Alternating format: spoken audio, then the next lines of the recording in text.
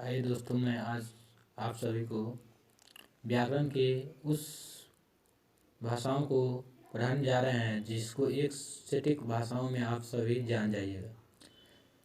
इस चैप्टर में हम सिर्फ भाषा का बात करेंगे और इस अगले चैप्टर में हम बोली और लिपि और व्याकरण के बारे में अध्ययन करेंगे। तो हमें जान लेना चाहिए कि भाषा किसे कहते हैं। तो भाषा वह साधन है जिसके द्वारा मनुष्य अपने विचारों के सामने प्रकट करता है।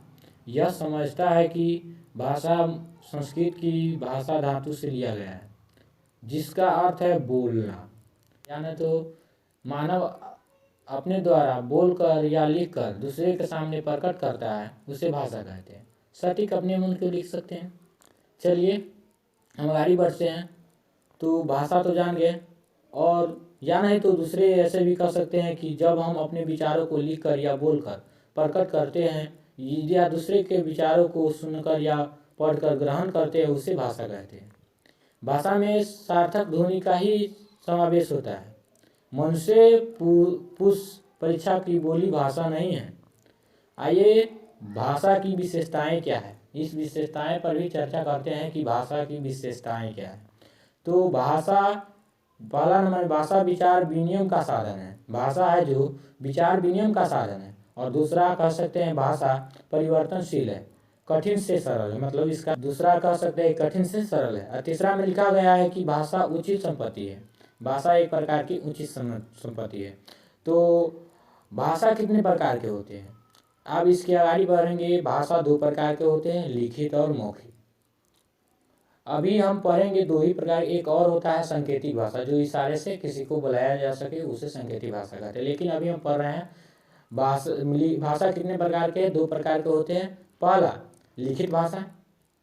लिखित भाषा किसे कहते हैं, तो सटीक भाषा में कह सकते हैं कि जब व्यक्ति अपना विचारों को लिखकर प्रकट करते हैं, उसे लिखित भाषा कहते हैं।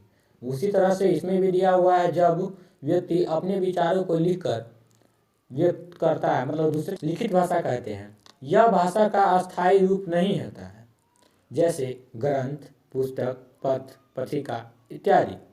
दूसरा है मौखिक भाषा। तो मौखिक भाषा कहते किसे, तो जिस तरह से लिखित भाषा में हुआ है, सिर्फ उसी तरह से मौखिक भाषा में भी होता है। बच्चों ध्यान से समझिएगा, क्योंकि यह आगे चलकर भी काम देगा। क्योंकि 10th 1 to 6 to 10th 12th ये जहाँ जाइए तहाँ पर तक प्रयोग होगा भाषा किसे कहते। क्योंकि हमारा, आप सभी भी जानते होइएगा कि हमारा राष्ट्रीय भाषा क्या है, हिंदी। तो देखिए मौखिक भाषा किसे कहते हैं, जब हम अपने विचारों को बोलकर या सुनकर व्यक्त करते हैं, उसे मौखिक भाषा कहते हैं। और मौखिक भाषा का प्रयोग तभी होता है जब स्रोत सामने हो। इसके अलावा चलते हैं, आप दूसरे वीडियो में आएंगे, फिर से कठिन क्वेश्चन को भी हल करने के लिए सॉल्व करते हैं। हम पर कमेंट करते रहिए, जो चीज़ नहीं आता है कठिनाई को दूर करने के लिए। चलते हैं, आप सभी से अनुरोध है कि मेरे चैनल को सब्सक्राइब और लाइक करें।